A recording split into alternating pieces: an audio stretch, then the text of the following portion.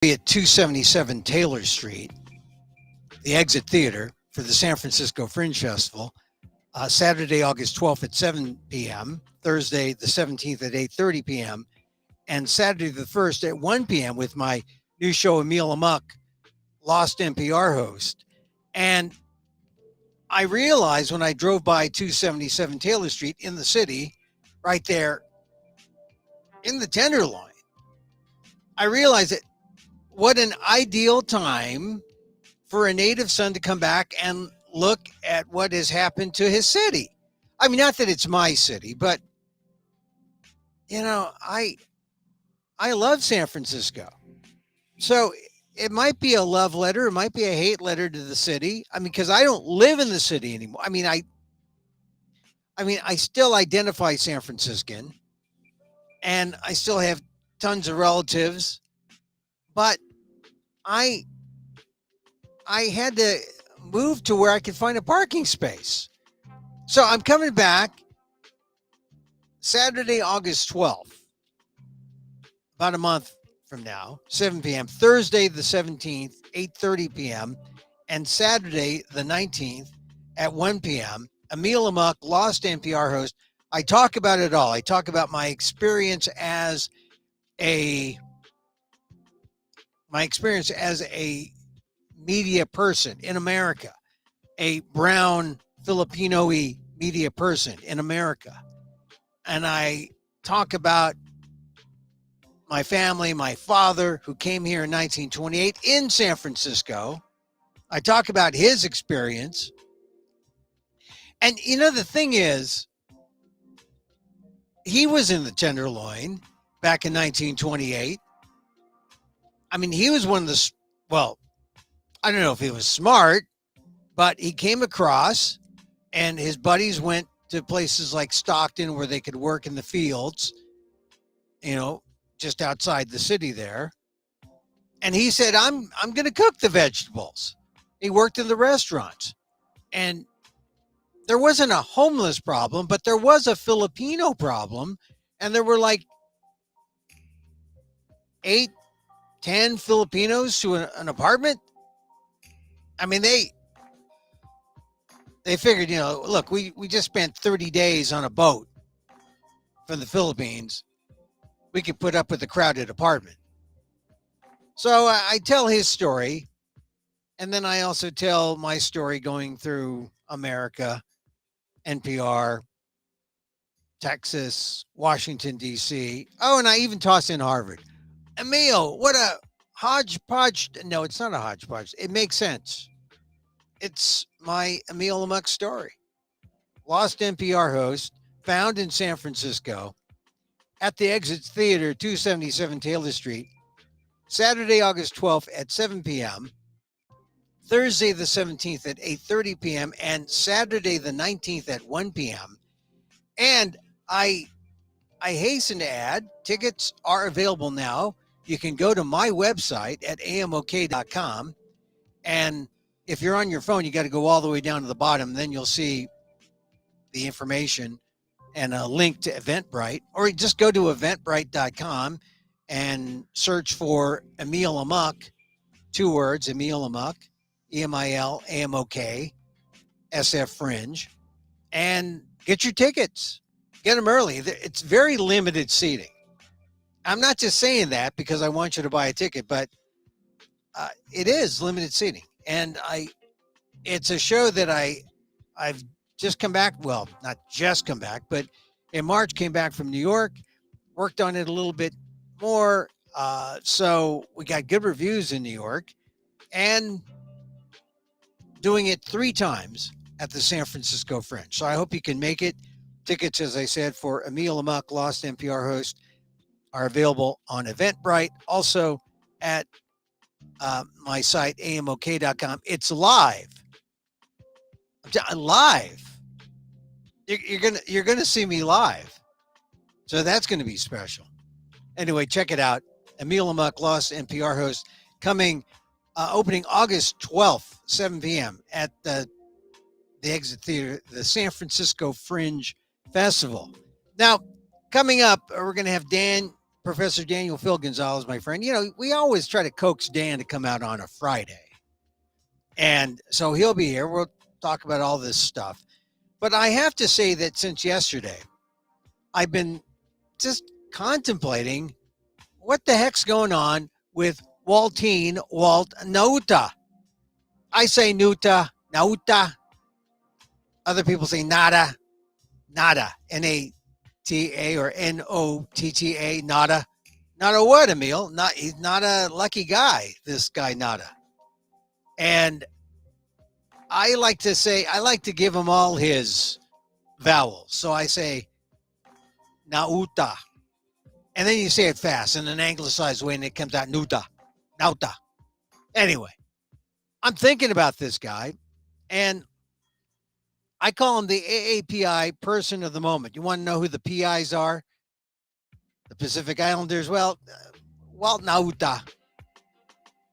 He's kind of the PI. He put the PI in the AAPI, at least for the moment. Had his day in court Thursday, and he wasn't exactly lawyered up, if you know what I mean. And that's why, even though his name is emblazoned right there, writ large, page 1, historic first federal criminal prosecution of a former president, Nauta may as well be nada. Because this case involving the mishandling of boxes of classified top secret documents and plotting with his former boss to hide them at Mar-a-Lago is so serious that both men could be sent to prison for a long, long time. But why is it? Something tells me. I just have this feeling after watching Nauta, on his perp walk yesterday in his short arraignment and watching the court coverage, something tells me that when all is said and done, Nauta will be serving more time for any of this than his boss ever will. And that to me would be criminal. Maybe I feel for Nauta because he looks like me, only without the hair, of course. Or maybe it's because in my media career, I've lived in 10 different cities and know a thing or two about what it's like to pack and move boxes. So, a little sympathy thing for the box moving.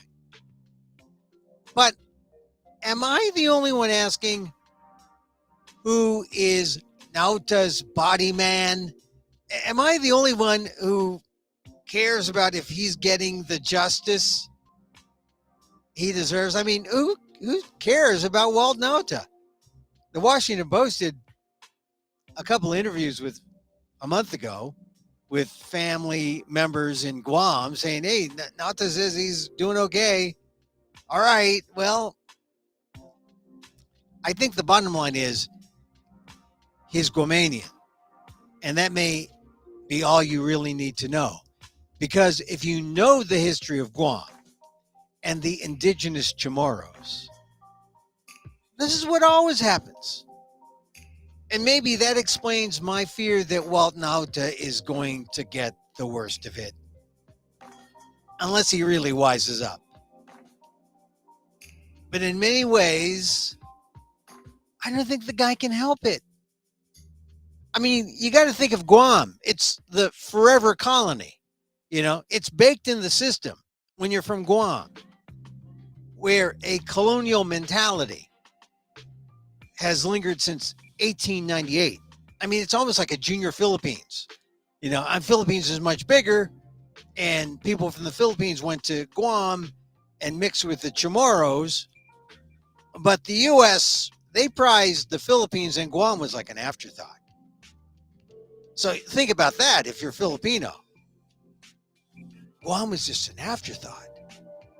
Spanish-American War. I mean, but that's how it's connected to our nation. I mean, it's next to the Northern Mariana Islands, but it's a separate territory, and it's also on the UN list of 17 non-self-governing territories that ought to be independent, but aren't. It's sort of like, yeah, we want them to be, but they're not a have to be. Independence democracy, not for everyone. So Guam's role is to exist as this forever American colony. It's people, the official second class citizens of a great democracy. And as such, Guamanians have a congressional representative who gets to sit in the people's house, but doesn't get to vote on anything. In fact, no Guamanian has a vote for president. And maybe that's why Donald Trump loves Walt Nauta so much. He's in that personal safe zone. Undocumented, documented. Nauta's got all the documents he can get. He's still less than whole. So it's a status that makes him constantly forced to prove his worthiness to his superiors. And everyone is a superior. Since their colonization began, Guamanians have pushed for full rights as citizens, even independence. Got close in the 30s and 40s. They just haven't pushed very hard. Now imagine Puerto Rico, just a little farther away on the other side of the world, less loud and more forgotten. That's Guam. And the way out of this colonial mindset has always been to trade it for a military mindset, and Guamanians have enlisted in the Navy in great numbers. I mean, that's what Nauta did as a teenager. And his service brought him from the mess hall in the White House to serving the president as a steward to retiring from the Navy, that's some pension, and becoming Trump's private valet at a reported $135,000 a year. At age 40, Walt Nauta is a modern Guamanian success story, living life stateside. He's the AAPI in the White House, who served the president of the United States in public and private life. And he's done it all by constantly proving his worthiness and showing that selfless loyalty to his boss, the former commander-in-chief. So, there's an old political eternal verity, dance with the one who brung you. And if that's true, Nauta's not quitting Trump. I mean, I could see it as he went stone-faced past the media on Thursday. He's not quitting Trump probably ever. The idea of a Nauta flip, less and less likely as more time passes. The guy's had several chances already, has said no or hasn't gotten the deal he wanted. And now that we know what the government has on him, because there have been some unsealed affidavits this week, Nauta seems to have convinced himself that maybe the Trump train may be the only way out. In the unsealed affidavit, late Wednesday, Nauta is shown in security camera footage carrying 3 boxes inside Mar-a-Lago on May 24th. Now, this is an interesting timeline. 2 days later, the FBI interviews him, and he's alleged to have denied knowing anything about the boxes. They got video. 4 days after the interview, Nauta is seen on their surveillance footage moving 50 boxes out of a storage room in Mar-a-Lago. Then, a couple days later, on June 2nd, footage shows Nauta moving 25 to 30 boxes back to the storage room. On Trump's command, that's a big question. But you got to admit, the arithmetic is damning. Brings out 50, brings back 30. That's bad arithmetic. So Nauta was in court Thursday in Miami, without Trump, without the entourage, smaller footprint, appearing before U.S. Magistrate Judge Edwin G. Torres. And Nauta spoke just once, according to the Washington Post. When the judge asked if he had reviewed the charges against him, Nauta simply answered, "Yes, Your Honor." That was it. What do you expect from a yes man? The rest was handled by his DC-based Trump-paid attorney, Stan Woodward, who entered Nauta's not guilty plea. And then there was his new local lawyer, Sasha Dadan, a former public defender and a political hopeful with no national security experience. As I said, Nauta is not exactly lawyered up. I mean, the three of them in the courtroom sketch artist uh, account really made them look pretty helpless. And that's a disappointment. You'll recall Nauta was there last month in June as both defendant or co-defendant and Trump valet. He was better valet than co-defendant. Trump entered a not guilty plea, but Nauta stood there as if hung out to dry. The valet was not a priority. No one bothered to get him a local lawyer. This week, Nauta had one, but lawyered up, a former public defender, more like he's lawyered down. I want to see Trump held accountable like most Americans do. Believe me, I'm getting some pushback from people who say, I got no sympathy for Nauta. Why do you have sympathy for Nauta? Well, like I said, Trump, he's getting held accountable, and he's not above the law. I believe that. But he may be above a Guamanian who is his personal valet and who still serves at his pleasure. Trump has all the power. Nauta has none. Or if he does, he isn't exercising it. I mean, it's total Trump power play. And Nauta just smiles and says, yes, Your Honor. With the counsel he has, Nauta stands alone. His colonial mentality so hardwired that he seems hell-bent on leaving himself no other option but to be loyal to a fault.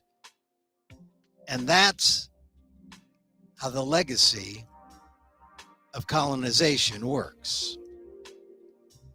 That's my take. Let me bring up Professor Daniel Phil Gonzalez, College of Ethnic Studies, Asian American Studies, San Francisco State University, Professor Emeritus. Hi, Dan. Hi, Emil. Thanks for having me Yeah, on. of course. Good Well, afternoon. this thing about the colonization, the legacy of colonization, it just struck me when I see Walt Nauta do his thing, saying, yes, Your Honor, with hardly any attorneys there backing him up. Am I overreacting, or is there something real there? Is there a colonial mentality that is preventing Walt Nauta from getting everything he needs to protect himself in this situation?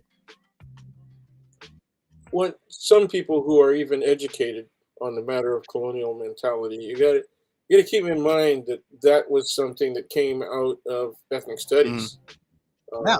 and that it was a new area of psychology and social psychology that had developed in the post World War II era. And so, in the beginning of ethnic studies, it got a lot of play, and it still does now. And you're citing it, but you're citing it to an audience that might not be familiar with the history of colonial mentality, first of all. Mm. Secondly, once you understand the content of colonial mentality, and you went through that real well, Guam's a colony, so colonial mentality kind of Yeah. fits. Well, it goes back to Um, Spain. You got to go back to it goes all the way back to you got to go Spain. back to Magellan. It also goes back, yes, yes, and it also, I mean, people are saying, well, okay, chamoros, which sounds like a Spanish word, right? Is the way that the indigenous population refers to itself, okay, chamorro.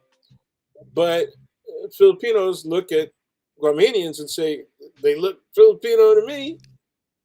Now I know Guamanians who are chamorro that look more Pacific Yeah. Islander than Filipino.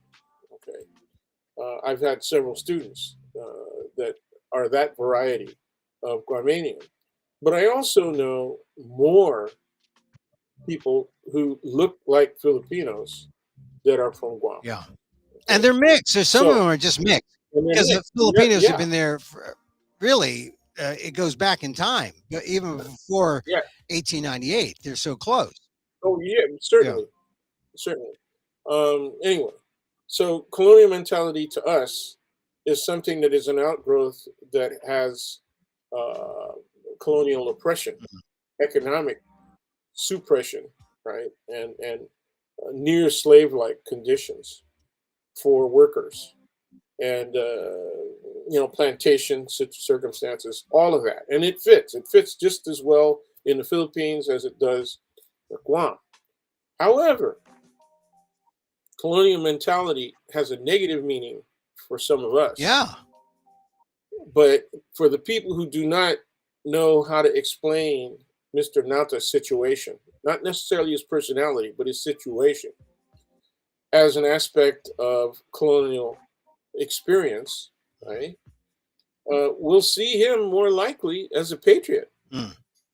And so, if we get into his personality as a person who is affected by the colonial experience, colonial history of Guam, and as you referred or referenced earlier, colonial mentality.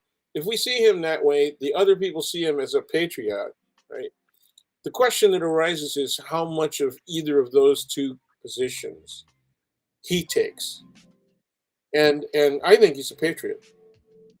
I think most people who, believe it or not, continue to be hardline Trump supporters also see themselves as patriots. So then the question is, does he? You said earlier in your lead-in, does he have a choice? And I agree with you. He doesn't have much of a choice, and I don't think he's confused at all. I think first of all he sees himself as a patriot. I don't know if he understands that he's at risk because Mr. Trump has put him at risk. That's number one, and number two, that he could be set aside from Trump and dealt with differently than Trump. When you look at the recent polls and you look at Republican perspective on Trump, the vast majority do not believe that he's guilty of anything. And even if he were convicted, that's the most interesting poll I saw so far. Even if he were convicted, the majority of Republicans, or a large minority, I think it's like 46% or something like that, say he should not be punished at all. Walt Nauta. Okay, Walt Nauta. no, no, the Oh, the president of president. the, You're the talking the former president of the about. United I mean, States. I mean, Okay, I was. they don't see the Republicans. Republicans don't see. They say even if he's convicted, that's the important Right, right. consideration. Even if he's convicted, he should not be So punished. this Now, is a poll about Trump, not Nauta. Yeah. exactly. So, what would happen if instead we asked somebody to run a poll about Nata?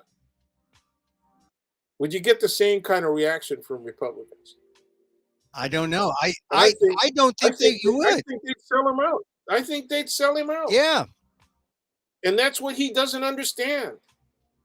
That the people that back up the former president are not going to be there to back him up. They are not going to be there to back him up. Somebody's got to take the fall. The brown guy is going to be it. Well, that's the Okay. thing. You see the two paths on that opening page of the indictment, and it's Donald Trump and Walt Nauta, and one Hmm. is white and other is brown and a retired enlisted man in the Navy, and totally beholden to the white guy. Is it possible that there can be equal justice given that situation? And given that money buys the best attorneys, and even Trump had a hard time getting attorneys, what makes you think that Nauta is going to get a fair shake in terms of going to battle with well armed and well lawyered? I mean, he got a former. Given what we know from the public You sphere, know, right, right, and now I made this decision about 3 years ago, 3.5, 4 years ago, when Mr. Trump was still president. mhm. Yeah, and I said to a, a cousin of mine who likes to take up issue wherever he can, not necessarily as a devil's advocate all the time, but at any rate, yeah, he's a hard one to convince. You really have to have your stuff together You have to have your logic together. You have to have your facts down in order to impress this guy. And I said about three and a half, 4 years ago, uh, look, man, it's going to be really hard for him to run a campaign, right, while he's being charged, or if he gets convicted, run a campaign from jail. And I wasn't even arguing whether or not he could run a campaign because I accepted the fact that even felonies, even multiple felonies, are not a prevention from a person running for president. They can run office they Yeah. want, even if convicted. Okay. So that's where I was at 4 years ago. Since then, what has entered the public sphere is virtually indisputable evidence. Why?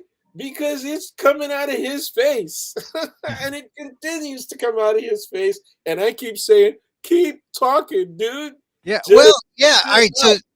things are it seems like he's just And what is Nauta understanding what this guy is putting himself into? Is Nauta understanding that he's the guy standing in the deeper quicksand?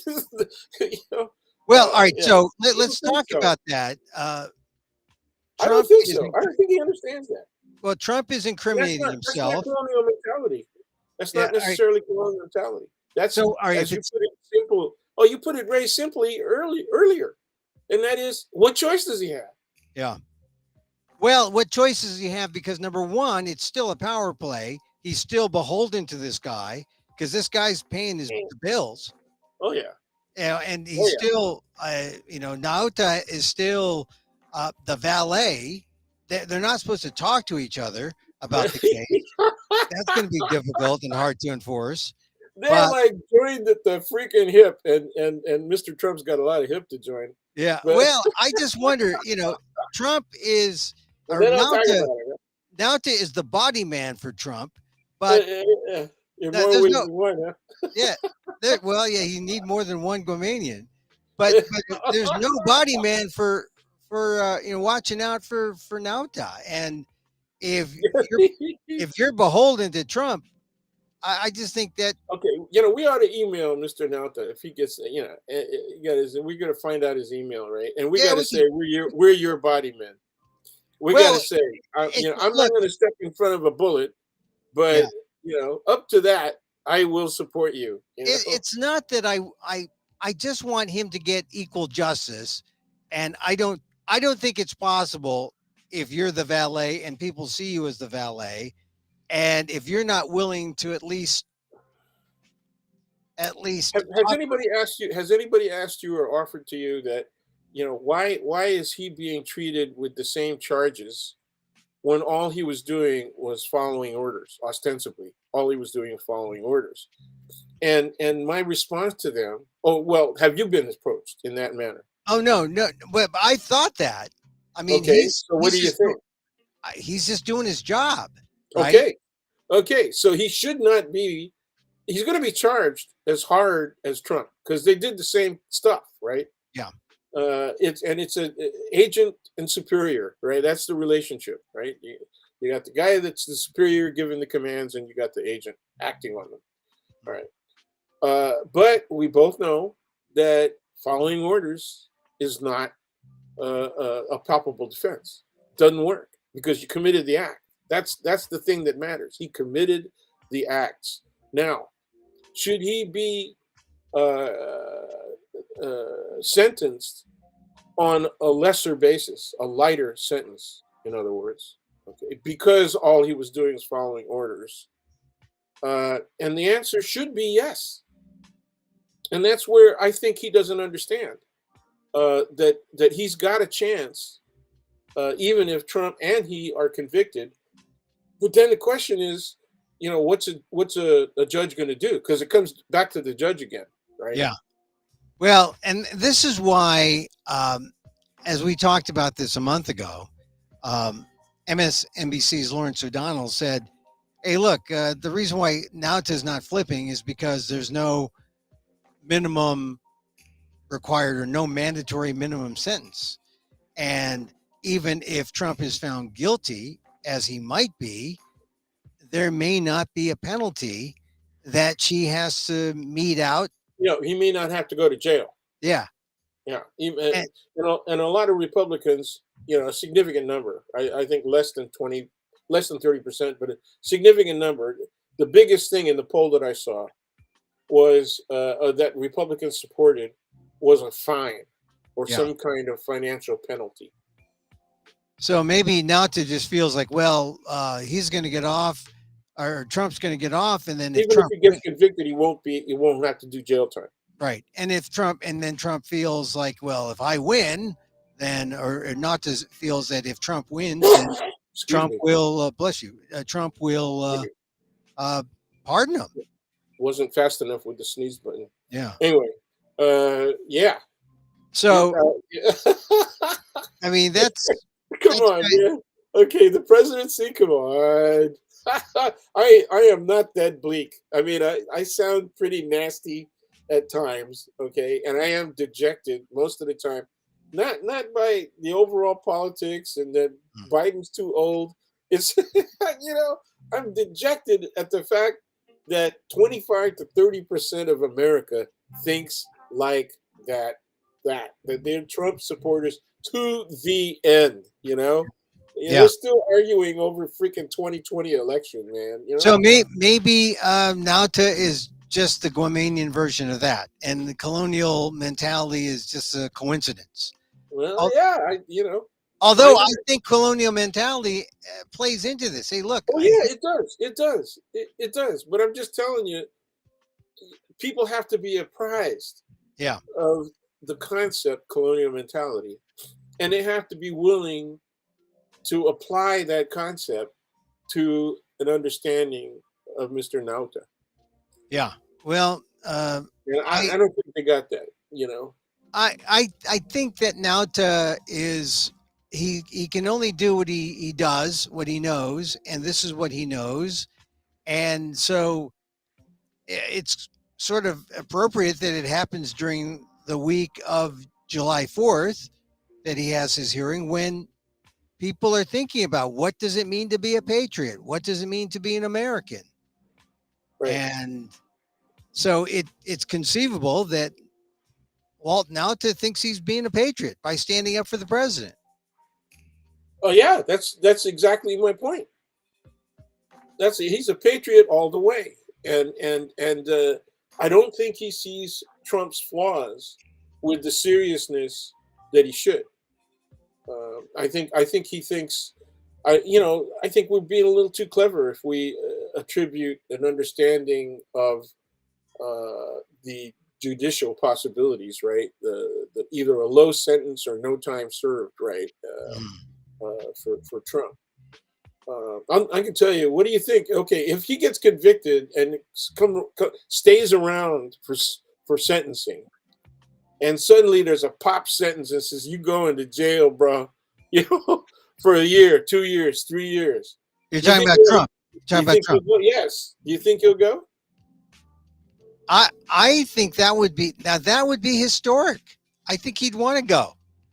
He'd want to Okay. go because I've been held accountable He's a martyr. and Look what they did to me. yeah. He's going to be looking around for a crucifix that'll fit him.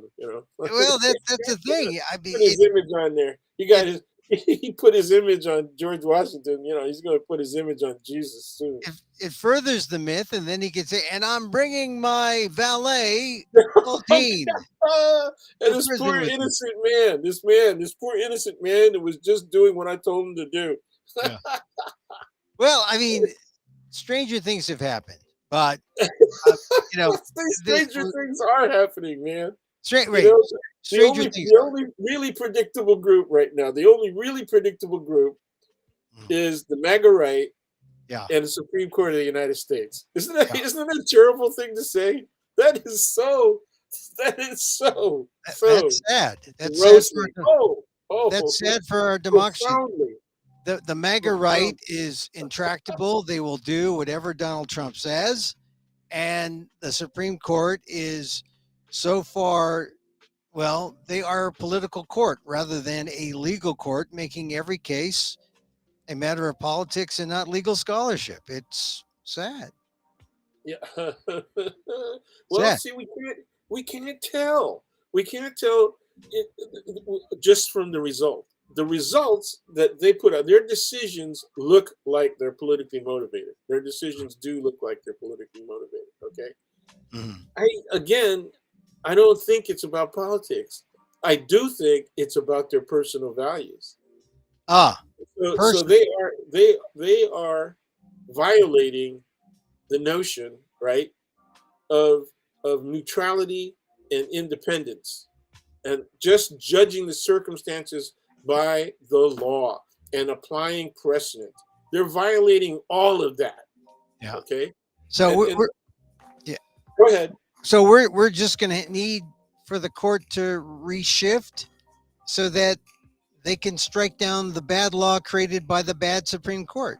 Oh, one of the first things that I did when McConnell blocked Garland, right, Yeah. was to look up the ages of the righties, of the people How on many the right. generations? I was saying, let me check out their ages and their weight.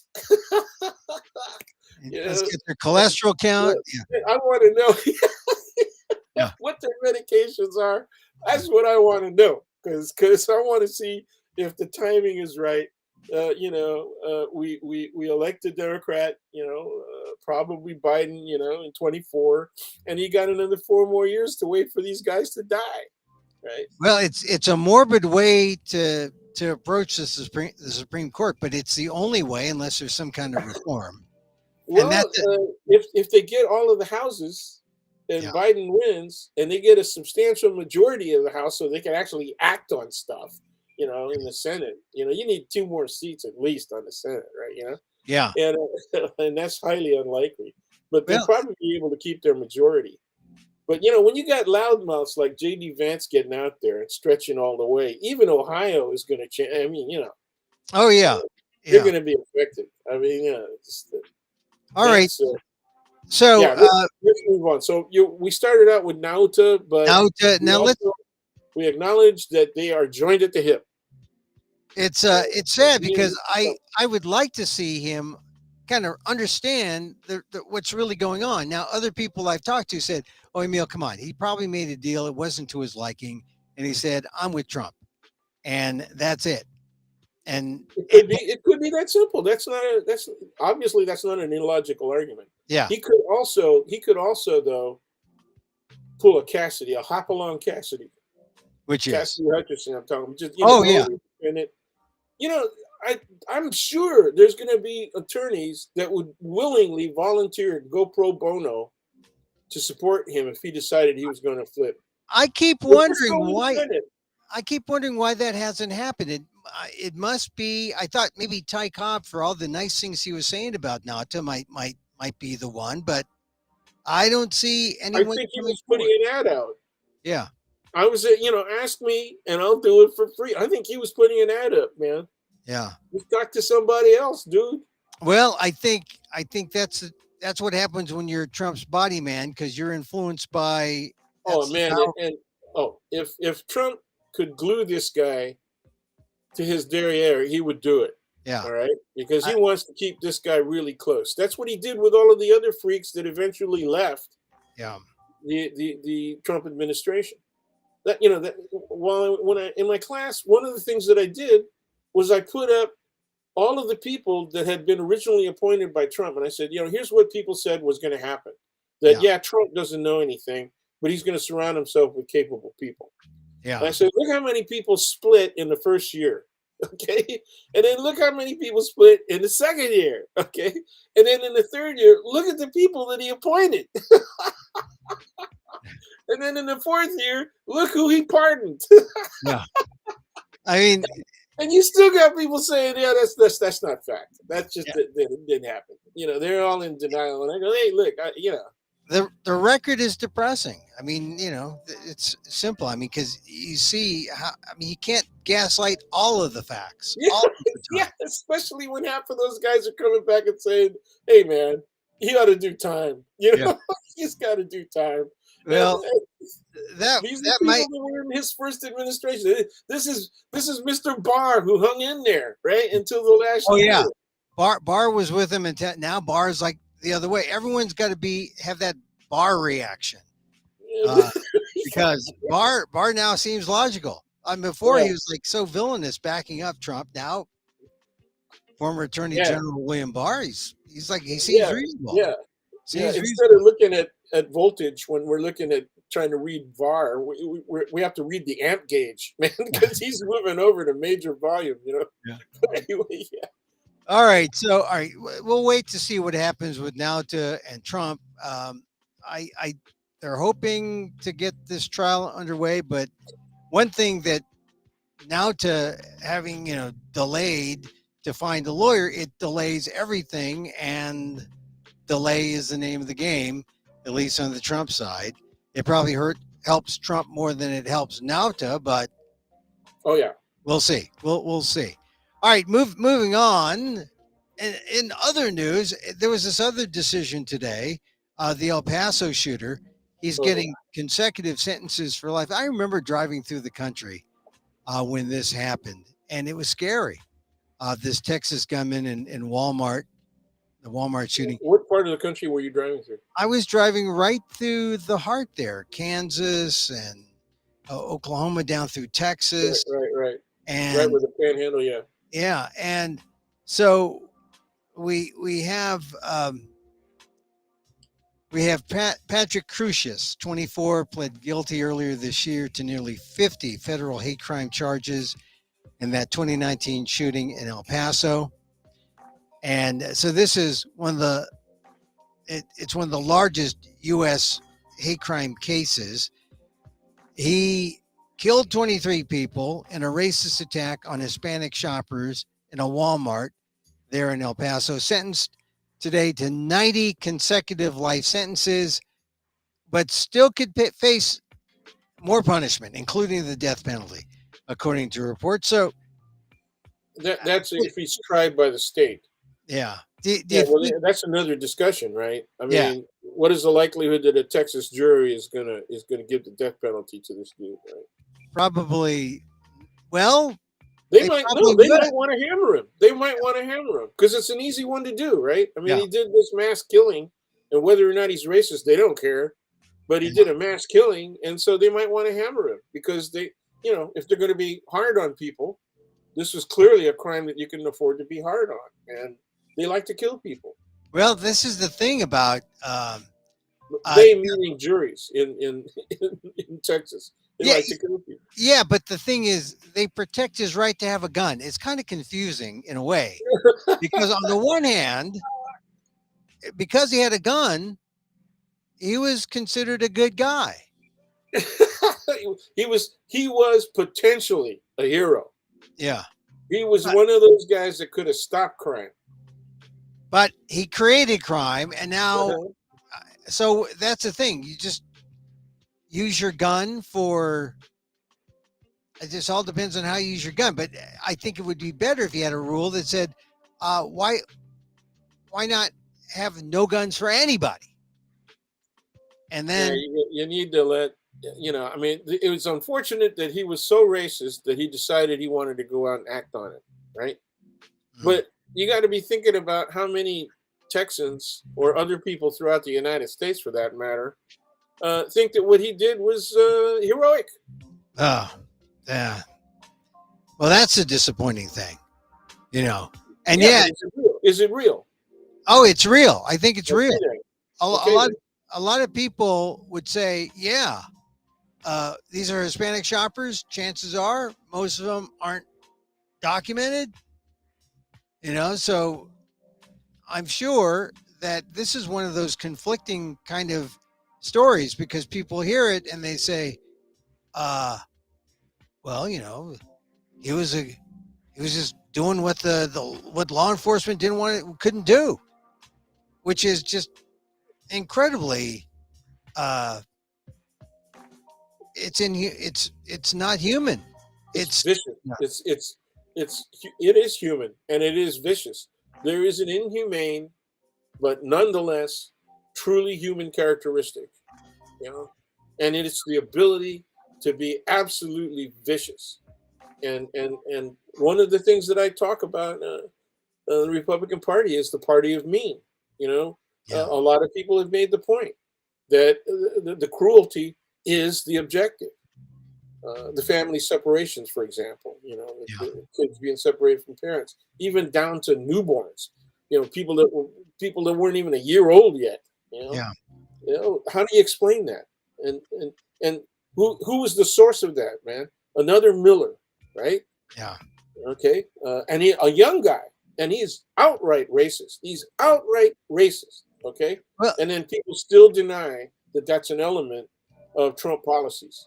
the funny thing is that you get an example like this that shows this is this has been fomenting because of Trump policies.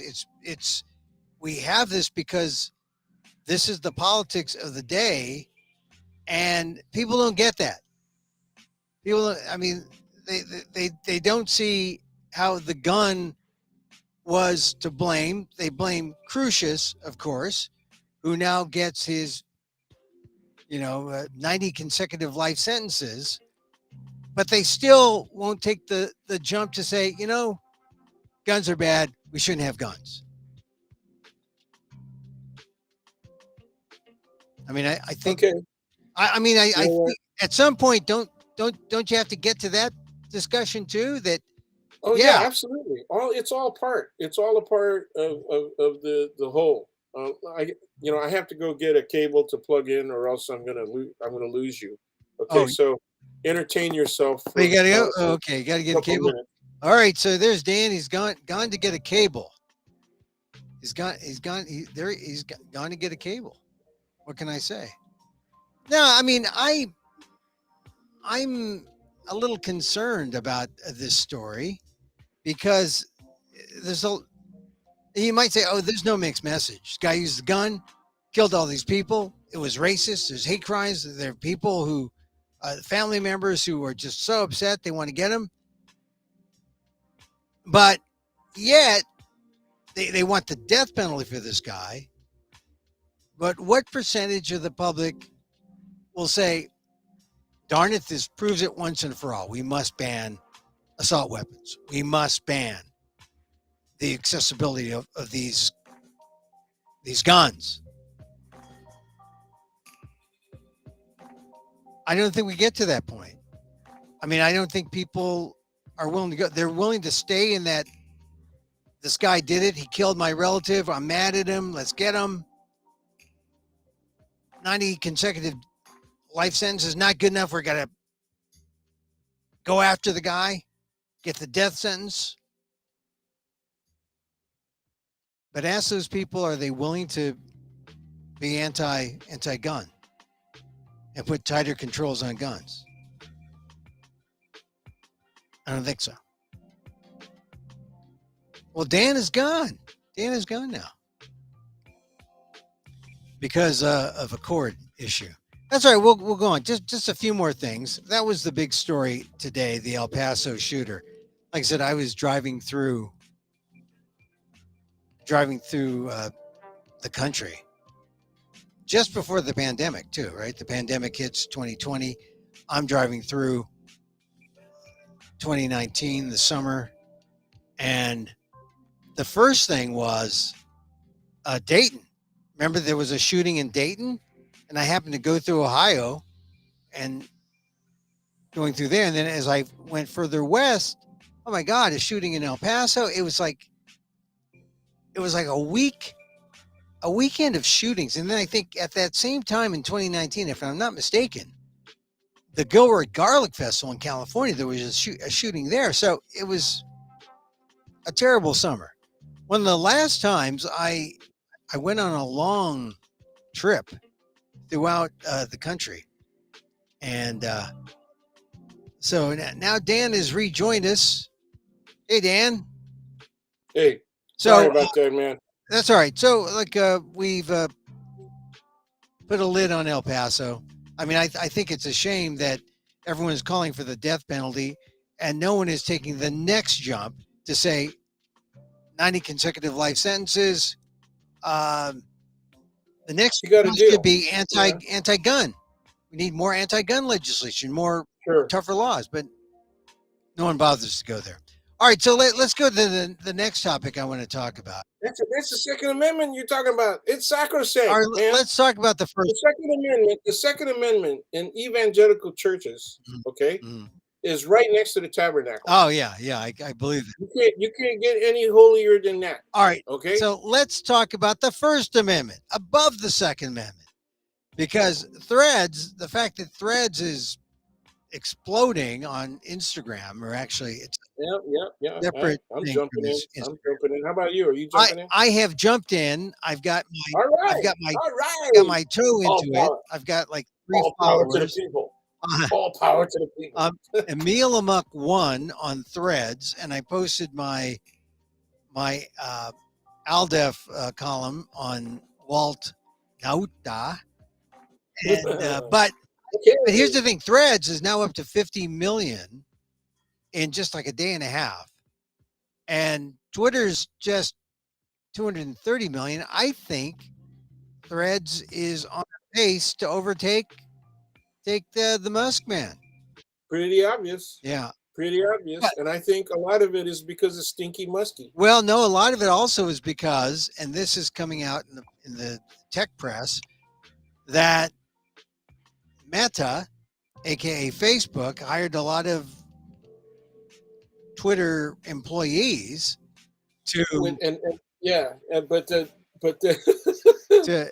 I mean, yeah, there's but then Threads is denying that. Threads is saying no, yeah, no, we but didn't do I that. think there's going to be some legal action about the poaching and the taking of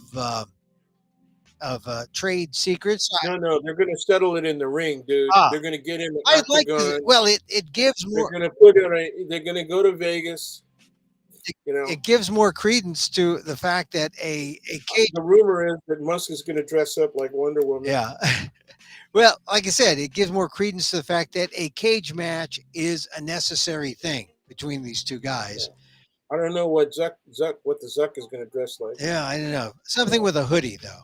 Something with a hoodie, I Okay, think. okay, yeah, that makes But sense. but That I makes sense. look, I was playing around with Threads. It's not as intuitive, but one thing it does do is it gives you more words. It gives you more time on the video.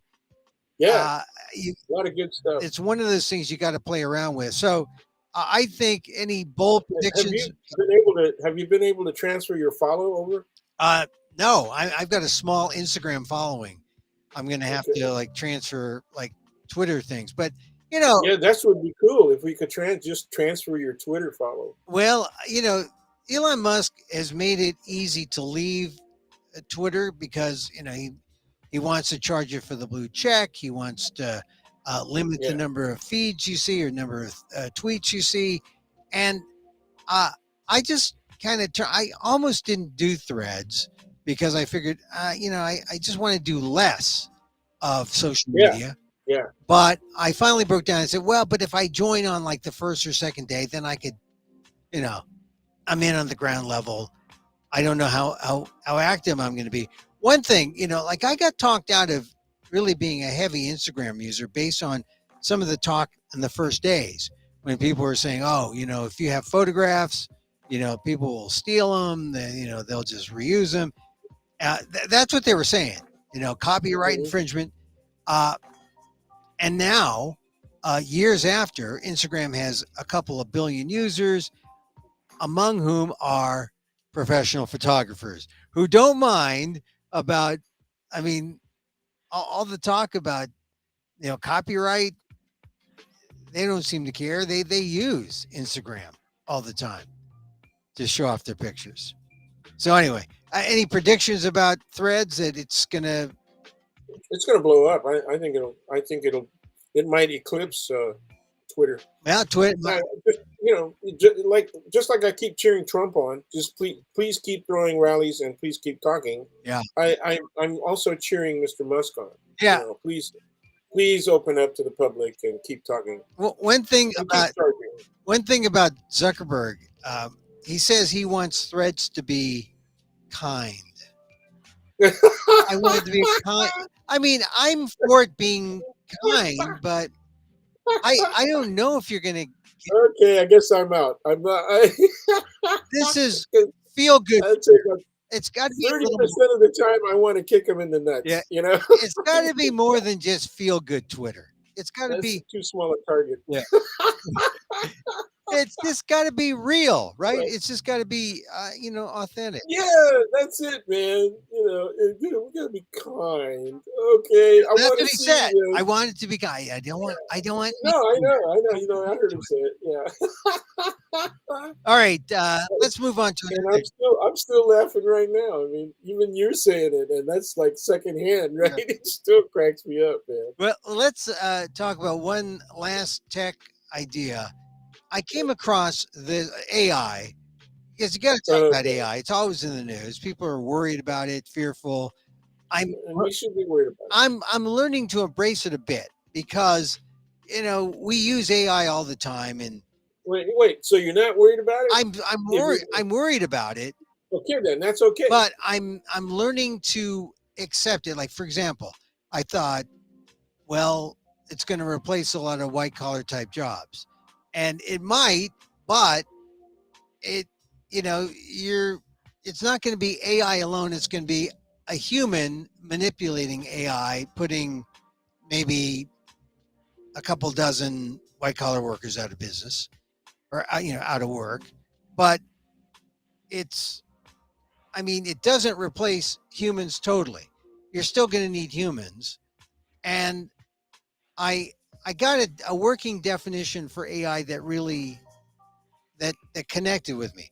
AI, according to this definition, is just a group of words that where the artificial intelligence is able to pick the next word. So that's the artificial intelligence. So given that definition, it doesn't have to be this thing that we fear, but I guess it all depends on how it's applied. Because Yeah, you do visual, you could do. I saw one applied uh, a chatbot that uh, asked a candidate his feelings or his thoughts about something, and they show the candidate and his ideas, and now you got to worry about misinformation. Now you got to be worried about that's right. the kind of uh, political pranks that used to take place in the physical world now taking place in the digital world, and things go viral. You can get something that can be deadly to a democratic process. So, See, AI is a learner. That's the first thing you have to accept that it's a learner and it's constantly learning. Okay. yeah. Now, the sources of what it learns may be evil in some instances. Mm. The sources of what it learns may be coming from an amoral and to an outright evil source.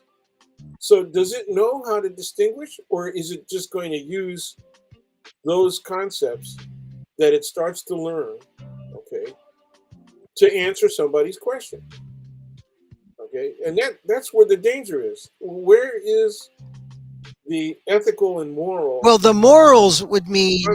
the morals would require a human, unless Okay, I mean, it, I'm saying this. The sources are yeah, human, dude. yeah, right. What is Trump? Okay, he's a human, dude. All right, but it's You not know? just going to be the machine. It's going to be the humans manipulating the machine. Yeah, No, yeah, don't. yeah. I'm not.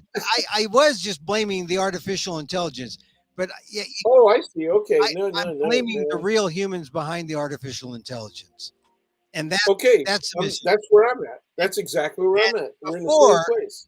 I wasn't quite there. I was just saying, oh, this machine uh, that learns, the words and learns what the next word is. That's what I was just fearful of that. But then once I understood that, oh, wait a minute, it's not just the machine; it's the real human who manipulates it. So I'm worried about that. I'm worried about the politicos. I'm worried about the marketers, the writers, and even the tech. But from a teaching perspective, Yeah. okay, at any level, Mhm. okay. Remember, one of the big things that came out of the '70s was uh, teachers are grading too easily. Yeah. So coming out of the 50s and 60s, we had social promotion, right? Kids didn't know diddly. They were reading at maybe second grade level, and they're moving on to high school, and they're flunking out of high school. Gee, why is that happening, right? So those were all kinds of issues. We tried all kinds of remedies. People tried to come up with theoretical approaches, and while some of them could have succeeded, at all times they were underfunded. So one of the biggest things about education, and what we're learning about now, is even private education, is that it's underfunded Yeah. in certain places. And so we're going, people and families, individuals, they're looking at the cost of higher education and saying, what do you mean underfunded? All this money, Yeah. right? Yeah. So, well, I'm worried that you're in the classroom. I was in the classroom for a bit. Uh, are people gonna? Are students gonna use it to cheat? Are they? Are they just? Well, it's what? Oh, I got to sneeze. I mean, they're gonna use it. They're gonna use it, no doubt. They're going to use it. They're going to use it, and even if they don't want to cheat, okay, if they're not cheating, and so whether or not they're cheating comes down to how much effort did they put in to actually answer a question themselves. Okay, Mhm. okay. So to the extent that they just go fishing around for a ready-made package and doctor it up a little bit, which is what my tendency would be, Yeah. right? If I was gonna do that, Yeah. and then I would check it out and say, okay, is this consistent with the way that I really think? Okay. But a lot of people, I'm going to tell you right now, a lot of students who pass my classes and sometimes get good grades, including an ace, they can ace it. They're following a sociopathic formula, right? I know how to read this guy. I know what everybody else is thinking, and I'm smart enough to be able to write into that groove and excel at it, and they do. Yeah. So now they've got the greatest assistant. Okay, so what happened to the 70s and 80s argument about grade inflation? Oh yeah. Remember that? Yeah, remember that? You're not even going to be able to tell whether or not a person is that competent Yeah. as a writer. Well, that's one of the things about grades, and that makes me think that are we close? I mean, you're the 50-year veteran of academia. Yeah, Are we yeah. close? Are we close to maybe getting rid of grades? I mean, if we're getting rid of test scores, the super objective way of seeing, what someone knows, grades too. Yeah, well, I graduated from law school 46 years ago. Okay, so and we had, in some instances, you had an option. Mhm. So you either got a percentage grade, right, that was associated with a letter grade. You could kind of figure out A, B, C, D, E, depending on what your percentage was. But you could also opt for pass fail, really simple pass fail, okay, or a three tier, High pass, okay. mid pass. Yeah, that's right. Yeah, I mean, but then, and but then all you're doing is you create a this was toxic. 46 years ago. Yeah. This is 46 years ago. Okay, Yeah. so we were already looking at the grade system and saying, what works, what's better, and that's what it comes down to. So this is not new. Yeah. All right, but maybe now is this, because You're asking the right question. Is this the time to abandon the old grade systems and all that kind of stuff? Well, no, I'd rather get rid of legacy.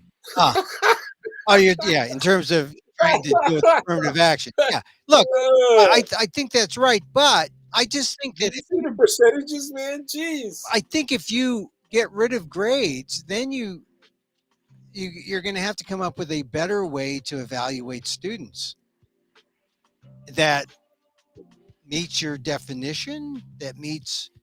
Well, yeah, I still used grades, right? I used percentages all the way. Okay, and you can translate to a letter grade all you want. But the reason I used percentages was because I broke the values uh, up as much as I could among several different evaluative devices. Mhm. Okay, and they're objective and subjective. You know, they required writing in some instances, in other instances, multiple guess. Okay, but doing it that way seemed to me to be more indicative of the student's ability to reason and write well. Okay, so that's where I think the value scale should be. Yeah. How well does this person reason? Well, then how about then just make it all the essay? Make it What? Well, make everything yeah. based on the essay. Let it ride. It's the only thing that the student can mention race if it's important. Oh, you mean for admissions? Yeah, yeah, yeah. Yeah. Well, but see, it was going in that direction anyway. Yeah. Uh, and frankly, that's how legacies get in, right? I mean, you know, it's based really on the essay. My I mean, father, how did George freaking Bush Jr. my how father, did the he got it? president. Yeah, you know, Well, you I know, don't know. I yeah. just think Is your that is do you have a great grandfather? His first name was Burning. yeah, yeah, biblical. Yeah, hey, we're tied right in, man. We're the lost tribe, So lost tribe of Israel. okay, so all right, we just burned through That threads. was a Ku Klux Klan reference, Yeah, but I don't think people are going to get it. Huh? yeah. No, they're not going to get it. Okay, well. We burned through Once again, AI. Um, our esoteric knowledge of American history is going to. no, I appreciate that. All right, so Dan, I said we're going to try to keep our Friday Shortness. short, Shortness. and so I think we've hit it. We're about We're pretty good. 106. I just I I don't know. I feel kind of wiped out after this week. You know, when the holiday is on a Tuesday, and then you Oh, got to man. ramp up. We've got essentially a 3-day week. Yeah, And yeah. right. You got to ramp up for Wednesday, Yeah, and yeah. then Well, Thursday. and you got to worry about your house burning down because of the butt heads that are firing Yeah, off. You know, fireworks. you got to ramp. You got to ramp up for Wednesday or Thursday, and then ramp down for Friday. And then the Right, smart people have taken off the whole week because because you got the front end Monday, and then you got the back end Thursday, Friday, and so I'm. Oh, like we got all kinds of family stuff happening this weekend and into next week. Well, that's One is a 75th birthday, oh great. Oh, and yeah, but I mean, Linda's and my birthdays are coming up. Our 75ths are coming up, and of course, I'm thinking, what the hell can I do for this woman that would impress her enough to think I'm cool after 75? oh, I'm gonna have to. I remember your birthday usually because Facebook reminds me, and I'm gonna have to come up with that. But if I forget, happy birthday, God. Oh yeah, Yeah. it's too early. It's too early, Oh, dude. oh, I'm still 74 and a half. my my mother-in-law had a birthday. Yesterday, she Okay. was 90. Whoa. And she did this. They sent me a video because I wasn't there with her. Um, they sent me a video of how she blew in her cake. And she said, well, first of all, she said, she took out a little napkin and used it as a shield so that when she Yes. blew out the candles, her breath, her droplets would not go on the cake. And, Right on. and that was like the most considerate I've ever seen a birthday candle cake blower act. And other people noticed it as well. I mean, she's 90, and the other people in the party apparently were in their 80s and 90s, and because it was her little circle of friends. And so, yeah, so So how many candles did they actually have planted on the I, cake?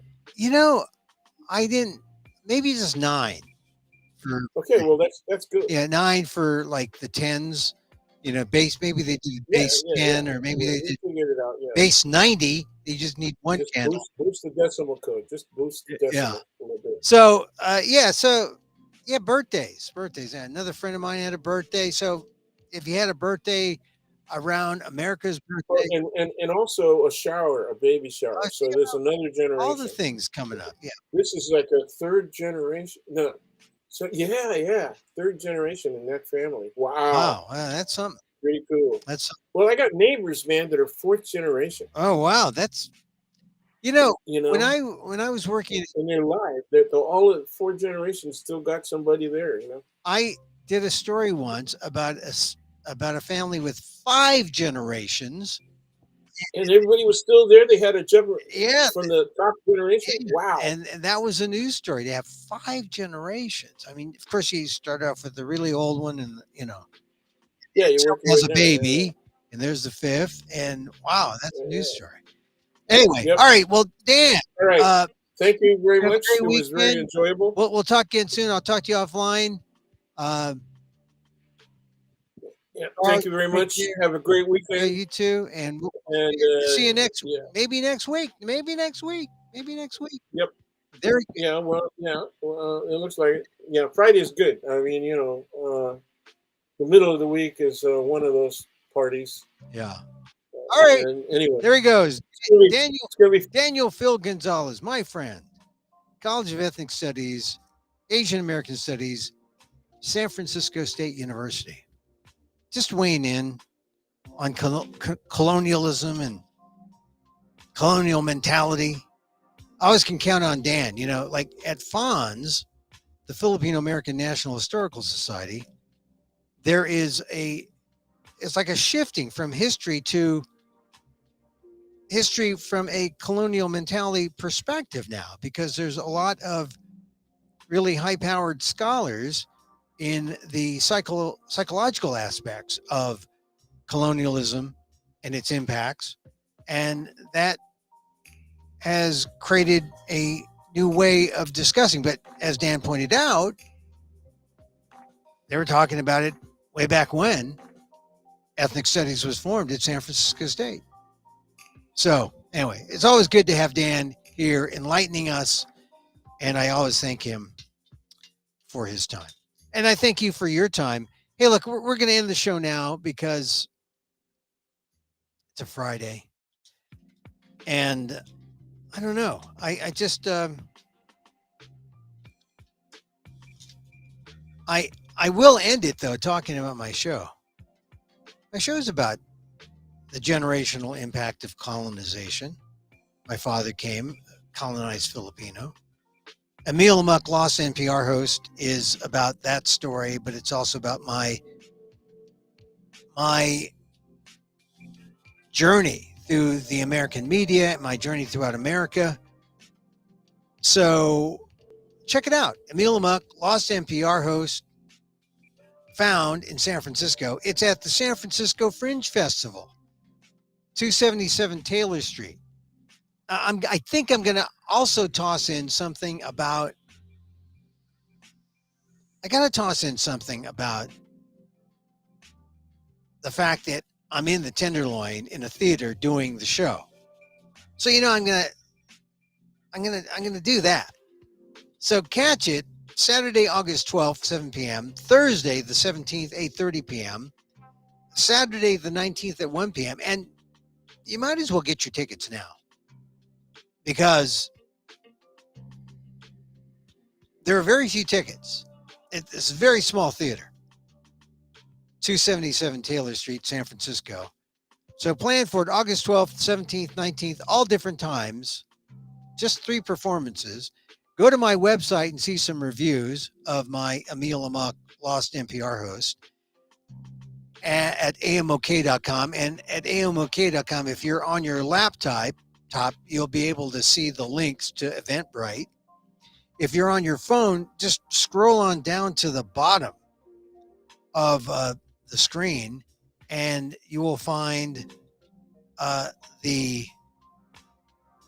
if you scroll all the way down to the bottom, you'll get to the post with the links to Eventbrite. Tickets very reasonable. I mean, it's just a one man show. I mean, it's not like like some spectacle with the Rockettes and a big orchestra. It's me and my gong. Honest. And so, I like to meditate. And one of the things is I meditate with all different people, and like Thich Nhat Hanh. Um, who else? I, I have a lot of. They're not gurus. I don't think they call themselves gurus, but they are meditation teachers, in all different forms. Vipassana, Kundalini, and I just discovered the fists of anger. To get out anger. I've got let's see, who else do I like? I just get a ton of uh, of teachers that I've learned from. Sean Fargo. But Marianne Williamson uses meditation, but she's more of a spiritualist, and she has a thing on Substack called Transform, and she comes out with these one lines. And like I said, she's running for president, and I'm not endorsing her, but I see what she does, and I see the things that she says on a spiritual side, and it's appealing to me. So here is the morning meditation for today. She says, I dwell in peace knowing God is here and God is good. And it's kind of like, what is this, Emil? Some kind of Christian right thing? No. If anything, she's the Christian left. She says, sometimes I search for God, though God is in my mind. Sometimes I wait for truth, though truth is in my heart. Sometimes I allow appearances to obscure the beauty of the world. But not today. Today I know I need do nothing and I need go nowhere to experience God's love. For wherever I am, closer than my breath, is God himself with his arms around me. I am safe and secure in knowing this. I am blessed by what is true. May I not be tempted by the darkness of the world to think that God is gone, or lured by the thinking of the world to ever doubt love's power. God is here, love is real, and I am safe. These things I know and will not forget. And so it is. Amen. I dwell in peace knowing God is here and God is good. This is the thing about Marianne Williamson, who takes from the book A Course in Miracles, which is not a religion. It's just an amalgam of spiritual thoughts based in a mixture of Christianity, Buddhism, Judaism, even. I mean, a lot of people now are just trying to figure out, look, I can't deal with the church as I know it. I can't deal with what I've been brought up to believe in. But I need something to believe in. I mean, that's where we find our world. And so it's just refreshing to hear someone like Marianne Williamson come out and say things that bring us together more than it divides us. And I suspect her policies are more left than not, but the things that I've read are positive, and she's running. She's the other Democrat. I guess other depends on if you think other is other than Biden or other than Bobby Kennedy Jr. She makes sense spiritually. I don't know if she makes sense politically, but it's a person that I would consider, a person that I would listen to. And who among our leaders has that kind of authority? In America? I mean, a lot of people are running away from the Catholic Church. There's a lot of people running away from Judaism. A lot of people running away from the right wing.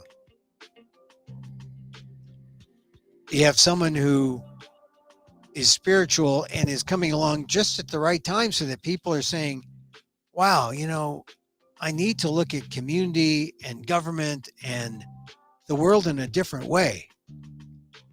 You should check out Marianne Williamson. No endorsement, but not necessarily politically, but certainly on the spiritual side. Okay, and that's it for our show. Back again next week. I'm Emil Guillermo. Emil Amok to you. This is Emil Amok's Takeout, my takes on all things considerable. Here Monday through Friday, 2 p.m. Pacific on amok.com, on YouTube at Emil Amok1, on Twitter at Emil Amok. Hey, on Threads at Emil Amok1, EMILAMOK1. And so, as I wish for me, I wish for you. May you be safe. May you be happy. May you be healthy. And may you live with ease. Emil Guillermo here. Till next time. Mahal